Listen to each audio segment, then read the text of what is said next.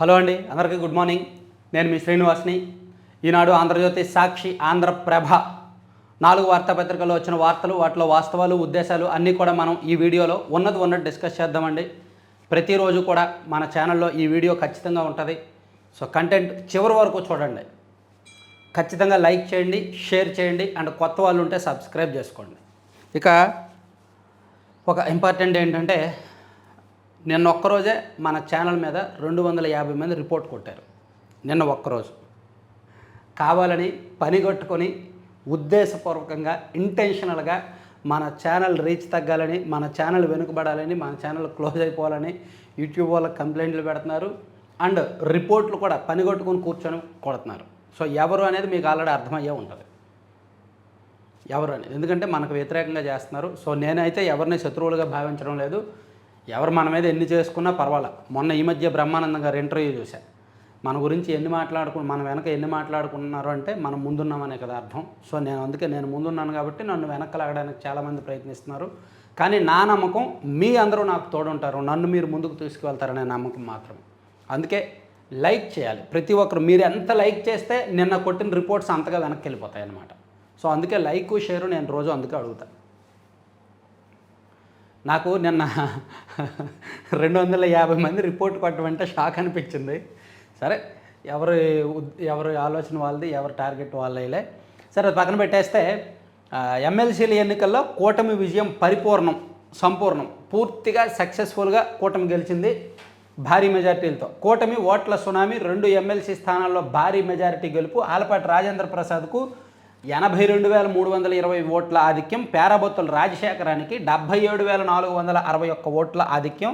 NDA ప్రభుత్వంపై ప్రజల్లో చెక్కు చెదరని ఆదరణ అని ఈనాడులో రాశారు. నిన్న సాయంత్రం తెలుగుదేశం పార్టీ కేంద్ర కార్యాలయంలో ఎమ్మెల్సీల అభినందన సభ జరిగింది. ఎమ్మెల్యేలు అందరూ వెళ్ళారు, కూటమి నాయకులు అందరూ వెళ్ళారు. ఇది గ్రాండ్గా జరిగిందనమాట. అర్హులందరికీ సంక్షేమ పథకాలు, ప్రజలందరికీ అభివృద్ధి ఫలాలు, రాజకీయ సుపరిపాలనలో ఎన్డీఏ నేతలే భాగస్వాములు. విజయోత్సవ సభలో ముఖ్యమంత్రి చంద్రబాబు నాయుడు గారు వ్యాఖ్యానించారు. అది కూడా చూడొచ్చు. సో కూటమి ఓట్ల సునామీ అని రాశారు. ఈవెన్ ఇక్కడ కూడా వైసీపీ ఆటలు సాగనివ్వను, వారి గురించి మాట్లాడడం టైం వేస్ట్, చంద్రబాబు రాజకీయాలను కలుషితం చేశారు, మన వాళ్లకు లంచాలు ఇచ్చి పబ్బం గడుపుకునే యత్నం, వారితో లాలూచి పడద్దు, రాజధాని పేరుతో 3 ముక్కలాట, అమరావతిని శ్మశానం అన్నారు, రాజధానిని సర్వనాశనం చేశారు, మనం తిరిగి గాడిన పెడుతున్నాం, విశాఖ స్టీల్ ప్లాంట్కు ప్యాకేజీ, రైల్వే జోన్ సాధించాం, 3 పార్టీల ఐక్యత శాశ్వతం కావాలి, విజయోత్సవ సభలో చంద్రబాబు, రెడ్ బుక్ తన పని తాను చేసుకుపోతోంది అని లోకేష్ వ్యాఖ్యలు అనమాట. సో కూటమి కుమ్మేసింది. గత ఎన్నికలతో పోలిస్తే, మొన్న 2024 మే నెలలో జరిగిన ఎన్నికలతో పోలిస్తే అప్పుడు కూటమికి 57% ఓట్లే వచ్చాయి. కానీ ఈ ఎమ్మెల్సీ గ్రాడ్యుయేట్ ఎన్నికల్లో మాత్రం 65% పైగా ఓట్లు వచ్చాయి. అంటే గతంతో పోలిస్తే ఓటింగ్ శాతం బాగా పెరిగిందనమాట. అది ఖచ్చితంగా కూటమి పట్ల గ్రాడ్యుయేట్స్లో, చదువుకున్న వాళ్ళలో, నిరుద్యోగుల్లో, విద్యార్థుల్లో ప్లస్ ఉద్యోగుల్లో ఉన్న నమ్మకం అని చెప్పుకోవచ్చు. ఇక మరో విషయం ఏంటంటే, కీలకమైనది ఈనాడులో ఒకటి రాశారు, ఆంధ్రజ్యోతిలో మరోలా రాశారు. కార్పొరేషన్ చైర్మన్గా నాగబాబు, పవన్ కళ్యాణ్ అభీష్టం మేరకే. సో జనసేన అధ్యక్షుడు, ఉప ముఖ్యమంత్రి పవన్ కళ్యాణ్ సోదరుడు నాగబాబుకు ముఖ్యమైన కార్పొరేషన్ చైర్మన్ పదవి లభించే అవకాశం ఉంది. పవన్ కళ్యాణ్ కోరిక మేరకు తొలుత ఆయన్ని మంత్రివర్గంలోకి తీసుకోవాలని ముఖ్యమంత్రి చంద్రబాబు భావించారు. ఎమ్మెల్యే కోట ఎమ్మెల్సీ ఎన్నికల్లో ఒక స్థానం ఆయన కోసం కేటాయించారు. తీరా శాసనమండలి ఎన్నికల సమయంలో నిన్న ఎందుకో మరి మార్పులు, చేర్పులు, కూర్పులు అవన్నీ జరిగాయన్నమాట. ఈ కూర్పుల్లో భాగంగా ఆయన కార్పొరేషన్ చైర్మన్ పదవి ఇస్తారని ఈనాడులో రాస్తే, ఆంధ్రజ్యోతిలోనేమో రాజ్యసభకు నాగబాబు అని రాశారు. మండలికి కాకుండా ఢిల్లీ పంపాలని జనసేన ప్రతిపాదన, ఆమోదించిన సీఎం చంద్రబాబు. సాయిరెడ్డి వైదొలిగిన స్థానంలో ఎంపిక, అక్కడ బీజేపీ పోటీ చేస్తుందని ప్రచారం. ఒకవేళ నాగబాబుకే ఇస్తే బీజేపీకి ఎమ్మెల్సీ, అటు టీడీపీలో భారీగా ఆశావహులు అని రాశారు. నాకు తెలిసి ఇదే కరెక్ట్ అండి. రాజ్యసభకే వెళ్ళే అవకాశం ఉందని అంటున్నారు. ఎందుకంటే నిజానికి ఆర్ కృష్ణయ్య గారు అండ్ మోపిదేవి వెంకటరమణ గారు అండ్ ఆయన ఎవరు బేదా మస్తాన్ గారు రాజీనామా చేశారు కదా, వైసీపీ నుంచి రాజీనామా చేసి టీడీపీలోకి, బీజేపీలోకి వచ్చారు కదా. ఆ టైంలోనే ఒక రాజ్యసభ స్థానం నాగబాబు గారికి ఇవ్వాలి అనుకున్నారు. ఎందుకంటే జనసేన పార్టీకి శాసనసభలో ప్రాతినిధ్యం ఉంది, శాసన మండలిలో ప్రాతినిధ్యం ఉంది, లోక్సభలో ప్రాతినిధ్యం ఉంది, రాజ్యసభలో మాత్రమే ప్రాతినిధ్యం లేదు. కాబట్టి ఆ స్థానాన్ని భర్తీ చేయడానికి నాగబాబు గారికి ఇస్తారనే అవకాశం వచ్చింది. కానీ అది బీజేపీ వాళ్ళు తీసుకోవడంతో, అప్పుడు ఖాళీ అయిన రాజ్యసభ బీజేపీ వాళ్ళు అడగడంతో నాగబాబు గారికి ఎమ్మెల్సీ ఇచ్చి క్యాబినెట్లోకి తీసుకోవాలని అప్పుడే ప్రపోజల్ వచ్చింది. కానీ అవకాశం ఇప్పుడు అది దానికంటే రాజ్యసభకు వెళ్ళడమే మంచిది అని నిన్న పవన్ కళ్యాణ్ గారు ప్రపోజ్ చేశారంట. కాబట్టి నాకు తెలిసి ఈనాడులో ఏమో రాష్ట్ర స్థాయి కార్పొరేషన్ చైర్మన్ పదవిని రాశారు, ఆంధ్రజ్యోతిలో రాజ్యసభ అని రాశారు. నాకు తెలిసి ఇదే అవ్వచ్చు. సో చూడాలి ఏం జరుగుతుంది అనేది చూద్దాం. సో అది పక్కన పెట్టేస్తే, నిన్న ఛాంపియన్స్ ట్రోఫీ సెమీఫైనల్ మ్యాచ్ రసవత్తరంగా జరిగింది. ఆల్మోస్ట్ చేజింగ్ అంటే పెద్ద కష్టమేమీ కాదు. ఆస్ట్రేలియా ఇచ్చిన 265 పరుగుల టార్గెట్ పెద్ద కష్టమేమీ కాదు. కానీ త్వరగా 2 వికెట్లు కోల్పోవడం కాస్త ఎక్కడో నిరాశ, ఒక భయం మొదలైంది ఇండియన్ ఫ్యాన్స్లో. కాకపోతే శ్రేయస్ అయ్యర్ అండ్ విరాట్ కోహ్లీ భాగస్వామ్యం నిలబెట్టింది. ఆ తర్వాత కేఎల్ రాహుల్ నిలకడగా ఆడడం, లాస్ట్లో హార్దిక్ పాండ్యా మెరుపులు, సిక్సర్ల మెరుపులు, ఇవన్నీ కూడా దీంతో ఇండియా చాలా సాఫీగా సేఫ్గా ఫైనల్కి చేరుకుంది. ఈజీగా గెలిచిందనమాట. అక్కడక్కడ చిన్న టెన్షన్ ఉన్నప్పటికీ ఒక రకంగా ఈజీ విక్టరీ. ఇంకో 11 బాల్స్ మిగిలి ఉండగానే గెలిచింది. నోట్ మై వర్డ్స్, 11 బాల్స్ మిగిలి ఉండగానే గెలిచింది. మహిళా రైడర్లు వచ్చేస్తున్నారు. ర్యాపిడోతో రాష్ట్ర ప్రభుత్వం ఒప్పందం. స్వయం సహాయక సంఘాల సభ్యులకు 1000 ఈ బైకులు, ఆటోలు. సో రాష్ట్రంలో మహిళా డ్రైవర్లను మరింత ప్రోత్సహించడానికి రాష్ట్రంలో ప్రభుత్వమే స్వయం సహాయక సంఘాల సభ్యులకు 1000 ఆటోలు ఇస్తారంట అండ్ బైక్స్ ఇస్తారంట. సో ప్రభుత్వం వాళ్ళకి బైక్స్ ఇస్తుంది, ర్యాపిడోలో వాళ్ళు నమోదు చేసుకుంటారు, ర్యాపిడో ద్వారా బుకింగ్స్కి వెళ్ళి వాళ్ళు కొంత సంపాదించుకుంటారు. అది ప్రభుత్వం వాళ్ళకి బైక్స్ ఇవ్వడం అనేది ఖచ్చితంగా మంచిదే. నగరాలు పట్టణాల్లో ర్యాపిడో, వాలా, ఊబర్ వంటి సంస్థల సేవలు అందుబాటులో ఉన్న వీటిని నడిపేది ఎక్కువగా పురుషులే కావడంతో మహిళలు వాటిపై వెళ్లేందుకు ఇష్టపడడం లేదు. ఇలాంటి వారందరి కోసం రాష్ట్రంలోని ప్రధాన నగరాల్లో రోడ్లపైకి త్వరలో మహిళా రైడర్లు రానున్నారు. స్త్రీల అవసరాలు, భద్రతను దృష్టిలో పెట్టుకొని మహిళా రైడర్లను అందుబాటులోకి తీసుకురావాలని ప్రభుత్వం భావించింది. ఇందులో భాగంగా స్వయం సహాయక సంఘాల సభ్యుల్లో డ్రైవింగ్ లైసెన్స్ కలిగిన వారికి ఈ బైకులు, ఈ ఆటోలు సమకూర్చనుంది. మంచిదే. ర్యాపిడోతో రాష్ట్ర ప్రభుత్వం ఒప్పందం చేసుకుందంట. ఇది ఖచ్చితంగా అప్రిషియేట్ చేయాల్సిన అంశం. ఫ్రీబీస్ ఇచ్చే కంటే, నేను నిన్నే ఒక వీడియోలో చెప్పాను, ఫ్రీబీస్ ఇచ్చే కంటే, ఉచిత పథకాలు, ఆడబిడ్డ నిధి లాంటివి ఇచ్చే కంటే కుట్టు నేర్పించి మిషన్లు ఇవ్వడం, డ్రైవింగ్ లైసెన్స్ ఉన్న వాళ్ళకి, డ్రైవింగ్ వచ్చిన వారికి ఈ బైకులు ఇచ్చి ర్యాపిడోలో భాగస్వామ్యం చేయడం, P4లో ప్రజలను భాగస్వామ్యాలు చేయడం, వాళ్ళకి సంపాదన నేర్పించడం, అది మంచిది. అంతే తప్ప ఫ్రీబీస్ ఎంతకాలం ఇచ్చుకుంటూ వెళ్తారు? ఇక ప్రభుత్వ పాఠశాలల్లో యాక్టివ్ ఆంధ్ర, బడిలో రోజుకో గంట ఆటలు, ప్రయోగాత్మకంగా మంగళగిరిలో అమలు. దీనిలో ఇంకా ప్రయోగాత్మకం ఏముంది? రాష్ట్రం మొత్తం అమలు చేసేయచ్చు కదా. బడిలో ప్రభుత్వ పాఠశాలలో ప్రతిరోజు 1 గంట సేపు ఆటలు నిర్వహిస్తారు.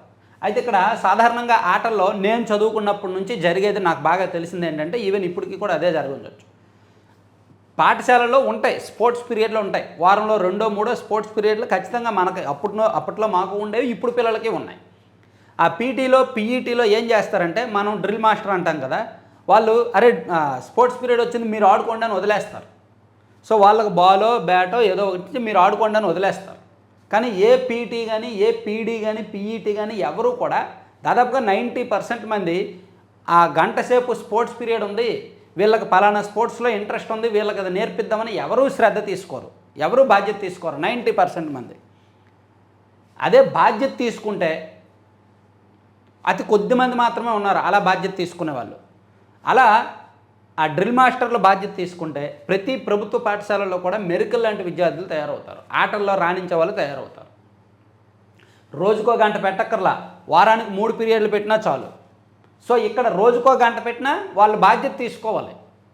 ఎవరైతే డ్రిల్ మాస్టర్లు ఉంటారో, పీడీలు, పీఈటీలు ఉంటారో వాళ్ళ బాధ్యత తీసుకొని ఆ పిల్లల్ని అలా తయారు చేయాలి.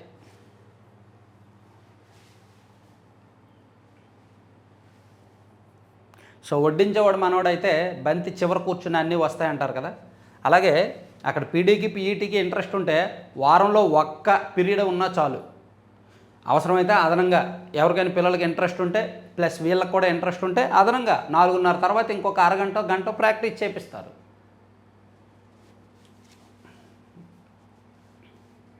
అంటే ఎక్కువగా లోపం అది, ప్రభుత్వ పాఠశాలల లోపం అది. ఆ డ్రిల్ మాస్టర్లని యాక్టివ్ చేయాలి, వాళ్ళు మరింత బాధ్యతగా పనిచేసేలా ఉండాలి. ఇక ఉపాధ్యాయ పోస్టుల్లో 70% మేమే భర్తీ చేసాం. అమ్మకు వందనంపై త్వరలో మార్గదర్శకాలు. శాసనమండలిలో మంత్రి లోకేష్ వెల్లడి. జూలై కల్లా పోలవరం ఎడమ కాలువ నీరు. రామానాయుడు మంత్రిగా బాధ్యతలు చేపట్టాక డిఎస్సి పైన తొలి సంతకం చేశానని, అందులో భాగంగా టెట్ నిర్వహించగా 1.87 లక్షల మంది అర్హత సాధించారని విద్యాశాఖ మంత్రి నారా లోకేష్ గుర్తు చేశారు. ఉపాధ్యాయ పోస్టుల భర్తీకి ఈ నెలలోనే డిఎస్సి నోటిఫికేషన్ ఇస్తామని స్పష్టం చేశారు. శాసనమండలిలో వివిధ అంశాలపై వైకాపా సభ్యులు అడిగిన ప్రశ్నలకు మంత్రులు సమాధానాలు ఇచ్చారు. విద్యాశాఖకు సంబంధించిన ప్రశ్నలపై లోకేష్ బదులిస్తూ వైకాపా ప్రభుత్వం గత 5 ఏళ్లలో ఒక్క డిఎస్సి కూడా వేయలేదు. 1994 నుంచి 2,60,194 పోస్టులను భర్తీ చేయగా వాటిలో తెదేపా హయాంలో ఇచ్చిన ఉద్యోగాలే 1,80,272, అంటే 70% మేమే భర్తీ చేశాం అని వివరించారు. మంచి పాయింట్ చెప్పారు. ఇక 2027 నాటికి భూముల రీసర్వే పూర్తి. నిషిద్ధ జాబితాలోని భూములపై మంత్రివర్గ ఉపసంఘం ఏర్పాటు. మంత్రి అనగాని సత్యప్రసాద్ వెల్లడి. రాష్ట్ర వ్యాప్తంగా 2027 నాటికి భూముల రీసర్వే పూర్తి చేస్తామని రెవెన్యూ శాఖ మంత్రి అనగాని సత్యప్రసాద్ వెల్లడించారు. శాసనసభలో మంగళవారం ప్రశ్నోత్తరాల సందర్భంగా సభ్యుల ప్రశ్నలకు మంత్రి సమాధానం ఇచ్చారు. ప్రస్తుతం 628 గ్రామాల్లో చేపట్టిన రీసర్వే ఈ నెలాఖరు నాటికి పూర్తవుతుంది. ప్రతి 4 నెలలకు 1,200 గ్రామాల చొప్పున సర్వే చేపడతాము. వైకాపా పాలనలో హడావుడిగా 6,688 గ్రామాల్లో చేసిన రీసర్వే వల్ల అనేక సమస్యలు తలెత్తాయి. సో అందుకే భూముల రీసర్వే 2027 నాటికి పూర్తవుద్ది అని మంత్రి గారు చెప్పారు. అదొకటి రాశారు. తర్వాత సుంకాల యుద్ధం తీవ్రం. ఎందుకంటే అమెరికా ఏమో వాళ్ళ దేశానికి ఏమి ఇంపోర్ట్ చేసుకున్నా సరే దాని మీద విపరీతంగా సుంకం వేస్తుంది. చైనా నుంచి అమెరికా వెళ్ళే ప్రతి వస్తువు పైన అమెరికా ఏమో బీభత్సంగా 25% సుంకం వేస్తుంది. అందుకు ఈ దేశాలు కూడా బదులిస్తున్నాయి, మేము కూడా భారీగా సుంకాలు వేస్తాము, సుంకాలు పెంచుతామని. అందుకే చైనాపై 20% పెంచిన అమెరికా, దాంతో 10 నుంచి 15%తో డ్రాగన్ ప్రతిదాడి. కెనడా, మెక్సికోలపై 25% అమల్లోకి. ధీటుగా బదులిచ్చిన ఆ దేశాలు కుదేలైన స్టాక్ మార్కెట్లు. అమెరికా, చైనా, కెనడా, మెక్సికో సుంకాల యుద్ధం తీవ్రతరమైంది. చైనాపై గతంలో విధించిన 10% సుంకాలను అమెరికా 20%కి పెంచగా ప్రతిగా చైనా 10 నుంచి 15%తో ప్రతిదాడి చేసింది. మరోవైపు కెనడా, మెక్సికోలపై మంగళవారం నుంచి అమెరికా సుంకాలు అమల్లోకి వచ్చాయి. దీనికి ప్రతీకారంగా అమెరికాపై కెనడా 25% సుంకాలను విధించింది. త్వరలో తాము విధిస్తామని మెక్సికో ప్రకటించింది. సుంకాల దెబ్బకు అమెరికా మార్కెట్లు కుదేలయ్యాయి. ఈ ప్రభావం ఆసియా, పసిఫిక్, ఆస్ట్రేలియా మార్కెట్లపైనే పడింది. సోమ, మంగళవారాల్లో మార్కెట్లు నేల చూపులు చూశాయి అని రాసుకొచ్చారు.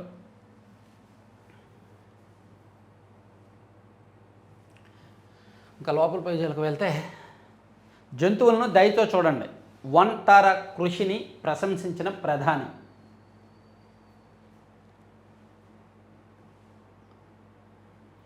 సముద్రంలో కలిసే నీళ్లను తీసుకుంటే బాధెందుకు? తెలంగాణ కాళేశ్వరం ప్రాజెక్టు కడుతుంటే స్వాగతించాం.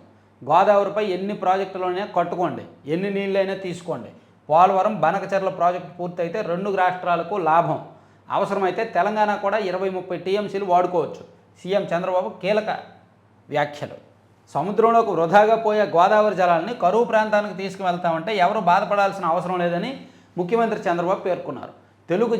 తెలుగు జాతి విస్తృత ప్రయోజనాలను దృష్టిలో ఉంచుకునే పోలవరం, బనకచెర్ల అనుసంధాన ప్రాజెక్టుకు రూపకల్పన చేస్తున్నట్టు ఆయన స్పష్టం చేశారు. ఆ ప్రాజెక్టు వల్ల 2 తెలుగు రాష్ట్రాలకు లాభం చేకూరుతుందన్నారు. అవసరమైతే తెలంగాణ వాళ్ళు కూడా 20-30 టీఎంసీలు జలాన్ని వాడుకునే వెసులుబాటు లభిస్తుందన్నారు. ఇది వ్యాలిడ్ పాయింట్ అండి, కీలకమైన పాయింట్. రబీలో రారాజు శనగ. చింతపల్లి పరిశోధన స్థానం ప్రయోగాత్మక సాగుతో గుర్తింపు. ఒకే మొక్కకు 330 కాయలు. అమ్మో, ఒకే మొక్కకు 330. వంశీ నుంచి ప్రాణహాని, రక్షణ కల్పించండి. ఎస్సీ ఎస్టీ ప్రత్యేక కోర్టులో సత్యవర్ధన్ పిటిషన్. వైకాపా నేత వల్లభనేని వంశీ బెయిల్పై విడుదలైతే నన్ను చంపేస్తారు, నాకు రక్షణ కల్పించండి. తెదేపా కార్యాలయంపై దాడి కేసులో ఫిర్యాదు ఉపసంహరించుకోవాలని ఇప్పటికే నన్ను కిడ్నాప్ చేసి బెదిరించి దాడి చేశారని ఫిర్యాదుదారుడైన సత్యవర్ధన్ మంగళవారం ఎస్సీ ఎస్టీ కోర్టులో పిటిషన్ దాఖలు చేశారంట. తర్వాత వాట్సాప్లో హాల్ టికెట్లు వచ్చేసాయి. వాట్సాప్ గవర్నెన్స్లో భాగంగా 10వ తరగతి పిల్లలకు, ఇంటర్మీడియట్ వాళ్ళకి హాల్ టికెట్లు వాట్సాప్లో వచ్చాయంట. తర్వాత సజ్జల ఎస్టేట్లో అటవీ భూముల పరిశీలన. అటవీ శాఖ అధికారులు సహకరించకపోవడంతో జేసీ రంగప్రవేశం. అటవీ శాఖ అధికారులు సహకరించట్లేదంట సజ్జల గారి భూ ఆక్రమణలు తెలుసుకోవడానికి. డ్వాక్రా మహిళలకు నజరానా. పిల్లల చదువులు, పెళ్లికి 5% వడ్డీతో 1,00,000 రుణం. మహిళా దినోత్సవం రోజున ప్రారంభం. ఇది బాగానే ఉంది. సో పిల్లల చదువులకు డ్వాక్రాలో సభ్యులైన వాళ్ళకి పిల్లల చదువులకు అలాగే పెళ్ళికి అవసరమైతే 5% వడ్డీతో ₹1,00,000 రుణం ఇస్తారంట. మంచిదే కదా.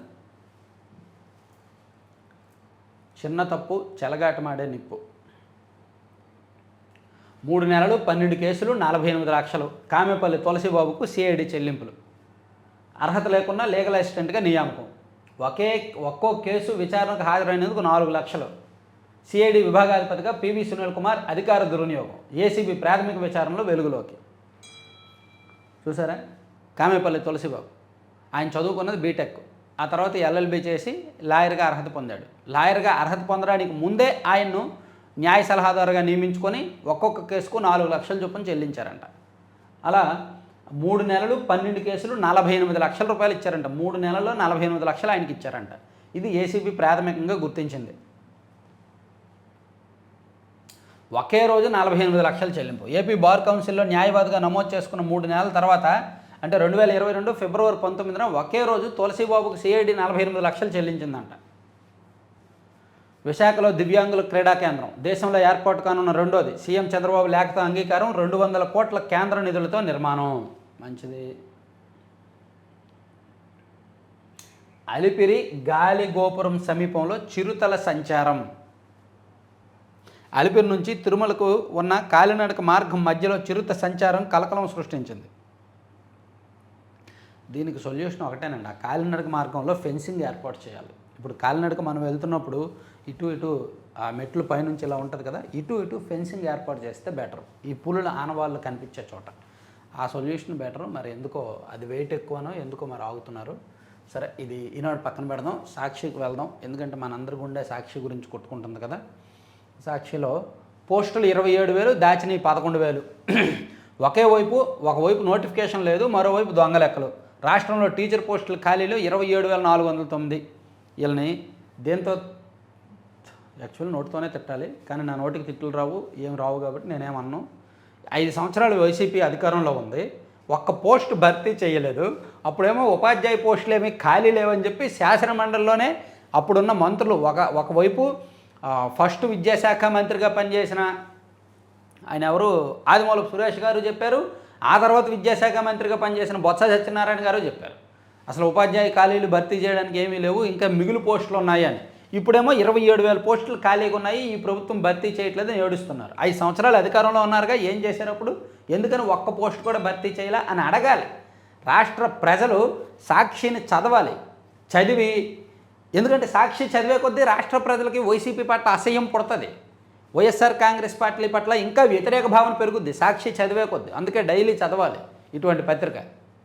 లేకపోతే 5 ఏళ్ళు అధికారంలో ఉన్నారు, ఒక్క పోస్ట్ భర్తీ చేయలేదు, ఇప్పుడేమో 27,000 ఖాళీలు ఉన్నాయని లెక్కలేస్తున్నారు. ఈ సంవత్సరం భర్తీ చేస్తున్నారుగా, నిన్న మంత్రి గారు చెప్పారుగా ఈ నెలలోనే నోటిఫికేషన్ వస్తుందని. వీలైతే సాక్షిలో కూడా ఎవరైనా ఉంటే అప్లై చేసుకోండి, టీచర్ పోస్టులకి డిఎస్సి రాసుకోండి. పిచ్చి వార్తలు, బుర్రలేని వార్తలు. విచారణకు ఆదేశించండి. 17 మంది వీసీల రాజీనామాలపై విచారణకు ప్రతిపక్ష వైఎస్ఆర్సీపీ డిమాండ్. ఆధారాలు చూపించాలని ఇంతకుముందు మండలిలో మంత్రి లోకేష్ సవాల్. సభలోనే ఆధారాలు సమర్పించిన ప్రతిపక్ష నాయకుడు బొత్స సమాధానం చెప్పలేక మంత్రి లోకేష్ సతమతం.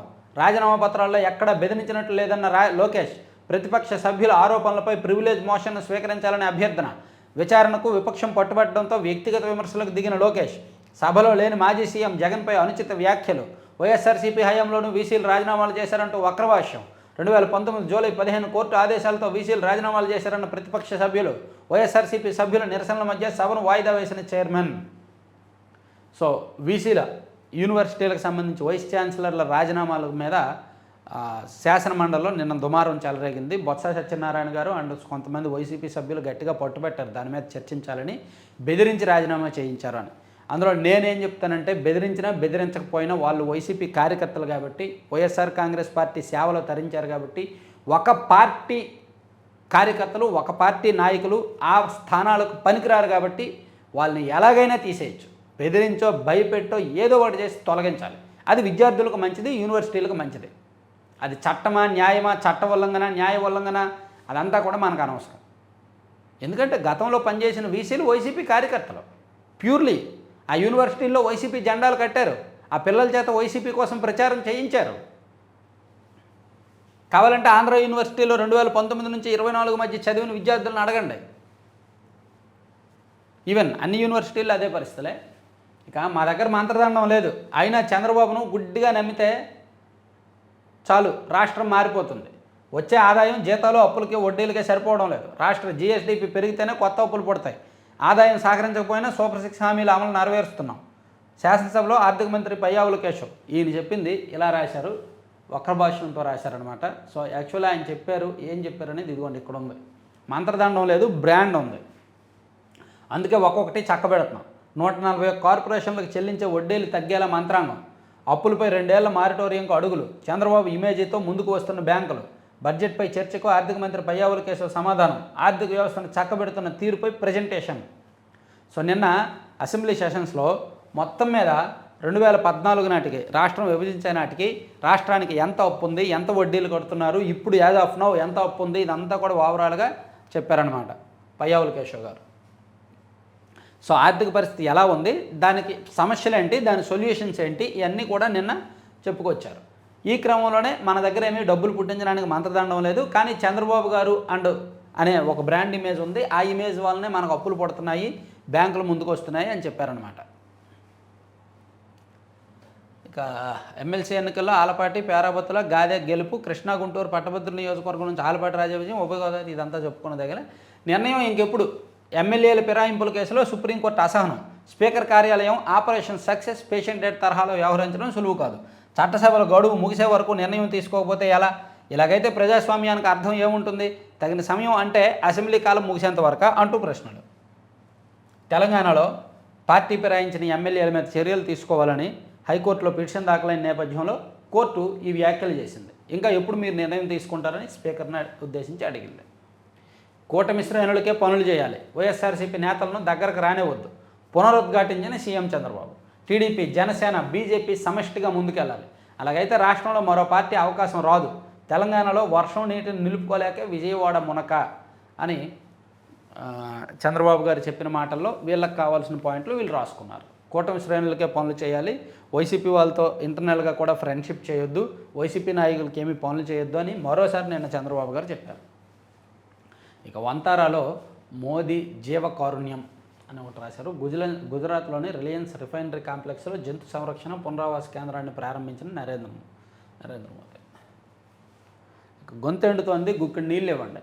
దాదాపు 100 కుటుంబాలు నివసిస్తున్న మా గ్రామంలో తాగేందుకు గుక్కడి మంచినీళ్ళు కూడా లేవు, చాలా రోజులుగా అవస్థలు పడుతున్నా ప్రభుత్వం పట్టించుకోవడం లేదు అంటూ శ్రీ సత్యసాయి జిల్లా గుడిబండ మండల పరిధిలోని గొల్లపల్లి గ్రామ ప్రజలు తీవ్ర ఆగ్రహం వ్యక్తం చేశారంటండి. ఈ పరిస్థితి రాష్ట్ర వ్యాప్తంగా దాదాపుగా 20% పల్లెల్లో ఉంటుంది.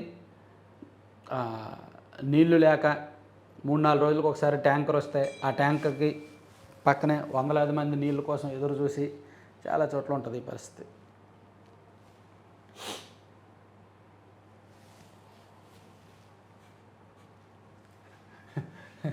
సాక్షిలో కార్టూన్,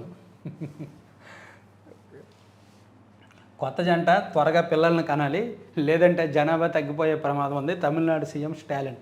సో కొత్త జంట ఇక్కడ ఉంటే స్టాలిన్ డోర్ దగ్గరకు వచ్చి చూస్తున్నాడంట. ఇలా ప్రతిరోజు వచ్చి పిల్లల్ని కన్నారా అని అడగడం ఏం బాగోలేదు సార్. ఒక యాంత్రికంగా రిమాండ్లు సరికాదు, మెజిస్ట్రేట్ల తీరుపై హైకోర్టు ఆక్షేపణ, సోషల్ మీడియా పోస్టుల్లో కేసుల్లో ఈ వైఖరి, ఫిర్యాదులో లేని అంశాలపై కేసులు నమోదు, వాటిని పూర్తిగా పరిశీలించలేకుండానే రిమాండ్ విధింప అని హైకోర్టు చెప్పింది. అదొకటి ఇచ్చారు. తర్వాత సర్కారు ఉద్యోగాలకు వయో పరిమితి పెంపు, నాన్ యూనిఫామ్ పోస్టులకు 42 ఏళ్లకు, యూనిఫామ్ పోస్టులకు 26 ఏళ్లకు పెంపుదల, ఎస్సీ, ఎస్టీ, బీసీ వర్గాలకు అదనంగా మరో 5 ఏళ్ల సడలింపు, ఈ ఏడాది సెప్టెంబర్ 30 వరకు వర్తింపు. అలా తీసుకెళ్ళి 55 సంవత్సరాలు వచ్చిన ఉద్యోగాలను పెట్టేయండి ఓట్ల కోసం. యువత అంతా కూడా నేడు వైఎస్ జగన్ మీడియా సమావేశం, ఇది కూడా రాస్తారా? వైఎస్ జగన్ మీడియా సమావేశం నేడు అని కూడా వార్త రాస్తారా? మీడియా సమావేశం పెడితే ఓకే వార్త రాస్తారు, ఇదిగో ప్రెస్ మీట్ పెట్టారు అని. ఈరోజు ప్రెస్ మీట్ పెట్టబోతున్నారని ముందస్తు వార్త రాశారు అంటే అది సొంత పత్రిక ఉండడం వల్ల బెనిఫిట్. అది సొంత పత్రిక పెట్టుకొని ఇటువంటి భజన చేసే వార్తలన్నీ రాయించుకొని జనం ముందుకు వచ్చి నాకు పత్రికలు లేవు, నాకు మీడియా ముందు లేవు, నాకు మీడియాలు ఏమీ లేవు అని ఏడవడం ప్రపంచంలో ఆయన ఒక్కడికే సాధ్యం.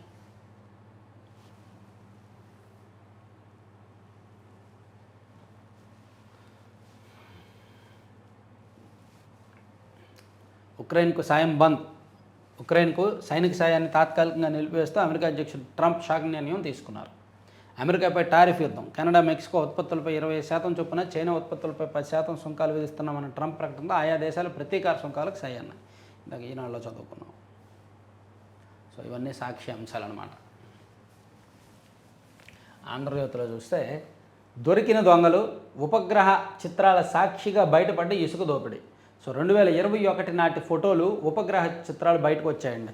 ఆయా రీచుల్లో ఏ విధంగా తవ్వకాలు జరిగాయి అనేది డేట్తో సహా 30/4/2021, 30/5/2021, 21/6/2021 అక్కడ తవ్వకాలు ఏ విధంగా జరిగాయి, పొక్లైన్లు, జేసీబీలు, భారీ యంత్రాలు అండ్ టిప్పర్లతో ఏ విధంగా జరిగాయి అనేది పల్నాడు జిల్లాలో కృష్ణానదిలో జరిగిన అక్రమ తవ్వకాలను కళ్ళకు కట్టే ఉపగ్రహ చిత్రాలు ఇవి.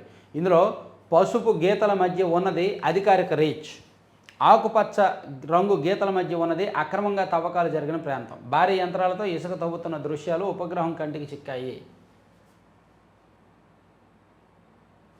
ఇది అనుమతి ఉన్న రీచ్ అయితే, ఇదేమో అనధికారికంగా తవ్వకాలు జరిగిన రీచ్ అంట. జగన్ జమానాలో విశృంఖలంగా ఇసుక తవ్వకాలు. 3 ఏళ్లలో 3.91 కోట్ల టన్నులు దోచేశారు. మొత్తం 794 కోట్ల ఇసుక తవ్వి తరలింపు. 85 పాయింట్లు మాత్రమే అధికారికం. హెక్టార్కు అనుమతిస్తే 40 హెక్టార్లలో స్వాహా. సుప్రీం ఆదేశాలతో రంగంలో గనుల శాఖ. గూగుల్ మ్యాప్స్, ఉపగ్రహ చిత్రాలతో అధ్యయనం. ఏపీఎస్ఏసీ ద్వారా గనుల శాఖ నివేదిక. ఇసుక సొమ్ము ఎవరి జేబుల్లో చేరినట్టు? ఇసుక సొమ్ము కానీ, మద్యం సొమ్ము కానీ మొత్తం ఒక్కరి జేబులోకే చేరింది. ఆ ఒక్కరే ఎవరైనా అందరికీ తెలుసు. ఆయన బంటులను పెట్టుకొని, బంటులకు జీతాలు ఇచ్చుకొని, నియమించుకొని రాజకీయం చేశాడు.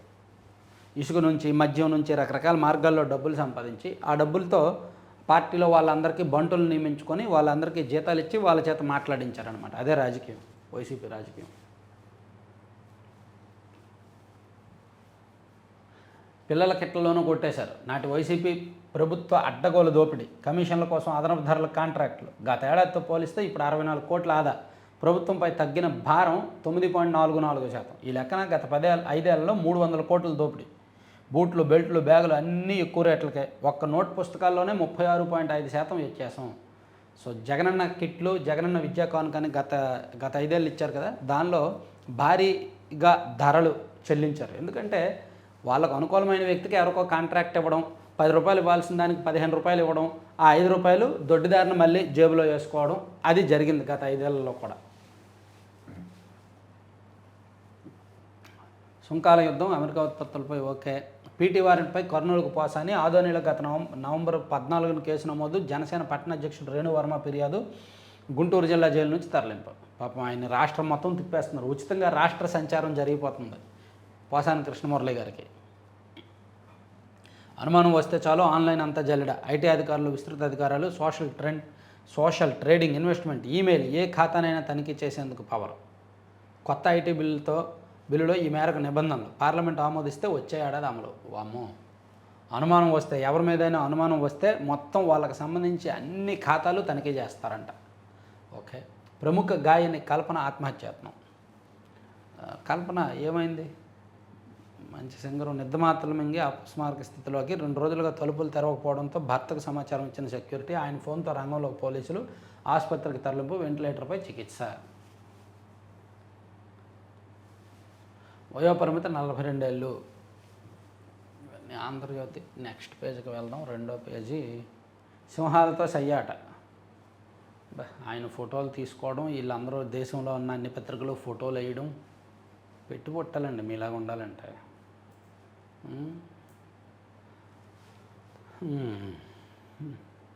సిఏ ఇంటర్ ఫలితాల్లో టాపర్గా హైదరాబాద్ అమ్మాయి. 86% స్కోర్తో 2వ స్థానంలో నిలిచిన విజయవాడ అబ్బాయిలు. ఓకే.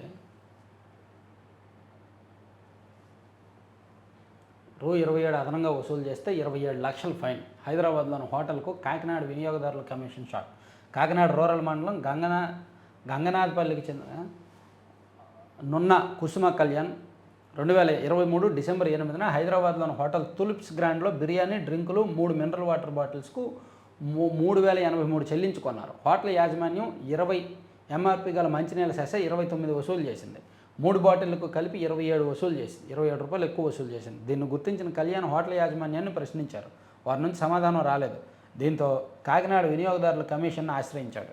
సాక్ష్యాధారాలను పరిగణలోకి తీసుకున్న కమిషన్ తీర్పు చెబుతూ హోటల్ యాజమాన్యం కళ్యాణ్కు నష్టపరిహారంగా 25,000, కోర్టు ఖర్చుల నిమిత్తం 2,000, తెలంగాణ సీఎం సహాయ నిధికి 27 లక్షలు భారీ జరిమానా విధించాలని పేర్కొంది.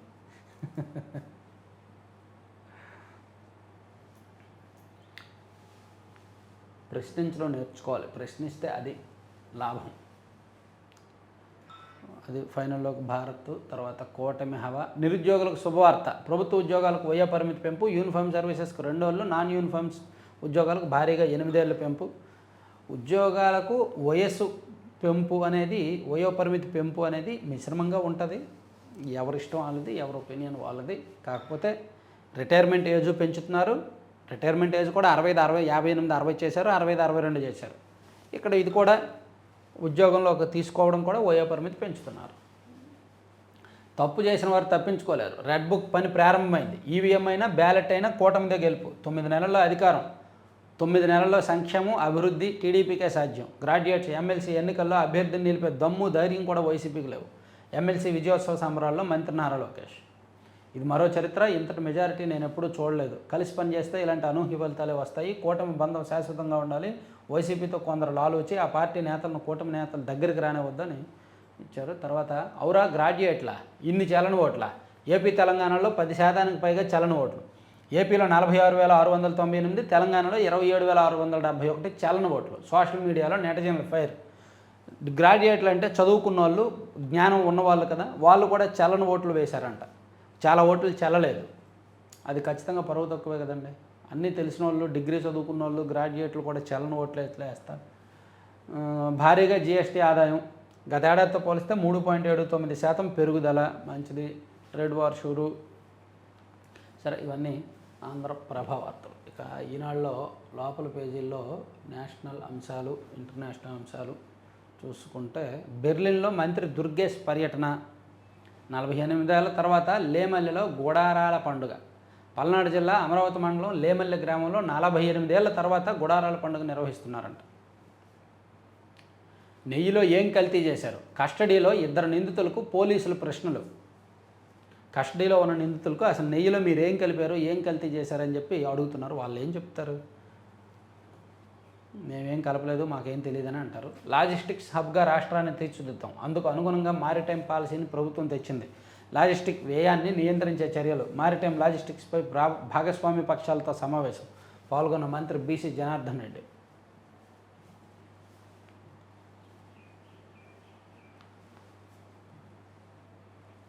నా వల్లే లాలు ఎదిగారు నితీష్, నువ్వు పిల్లాడు అంటూ తేజస్విపై మండిపాటు. ఆర్జేడీ యువనేత తేజస్వి యాదవ్పై బీహార్ ముఖ్యమంత్రి నితీష్ కుమార్ తీవ్రస్థాయిలో మండిపడ్డారు. మంగళవారం అసెంబ్లీలో తన ప్రసంగాన్ని అడ్డుకునేందుకు ప్రయత్నించిన తేజస్విపై సీఎం ఆగ్రహం వ్యక్తం చేశారు. గతంలో బీహార్ అభివృద్ధి ఏమీ జరగలేదని, అంతా తన హయాంలోనే చేశామని అన్నారు. ఆర్జేడీ అధినేత లాలూ ప్రసాద్ యాదవ్ తన వల్లే రాజకీయాల్లో ఎదిగారని కూడా నితీష్ వ్యాఖ్యానించారు. రైల్వే అవినీతి కేసులో అనుమతుల చెల్లుబాటును ప్రశ్నించిన లాలూ. పోక్సో కేసుల విచారణకు సరిపడా జడ్జీలు లేరు, సుప్రీంకోర్టు వెల్లడి. మా జోలికి వస్తే కబడ్దార్, అమెరికాకు కిమ్ సోదరి హెచ్చరిక. ఉత్తర కొరియా నియంత కిమ్ జోంగ్ ఉన్ సోదరి కిమ్ యో జోంగ్ అమెరికాకు హెచ్చరికలు జారీ చేశారు. సేమ్ బుద్ధులు, సేమ్ మొహం, సేమ్ మాటలు, సేమ్ హెచ్చరికలు, బాగానే ఉన్నారు ఇద్దరు అన్నా చెల్లెళ్ళు. బెల్జియంతో దృఢ బంధాన్ని కాంక్షించిన మోదీ ప్రిన్సెస్ ఆస్ట్రిడ్తో భేటీ. తీసుకెళ్ళలేపరా సింహాల దగ్గరికి. ఔరంగజేబును శ్లాఘిస్తూ ఎస్పీ ఎమ్మెల్యే వ్యాఖ్యలు. మహారాష్ట్ర ఉభయ సభల్లోనూ గలభ. తన మాటలను ఉపసంహరించుకున్న అజ్మీ. మొఘల్ చక్రవర్తి ఔరంగజేబును స్తుతిస్తూ Samajwadi party MLA Abu Asim Azmi చేసిన వ్యాఖ్యలపై జరిగిన రగడ మహారాష్ట్ర ఉభయ సభల్ని కుదిపేసింది.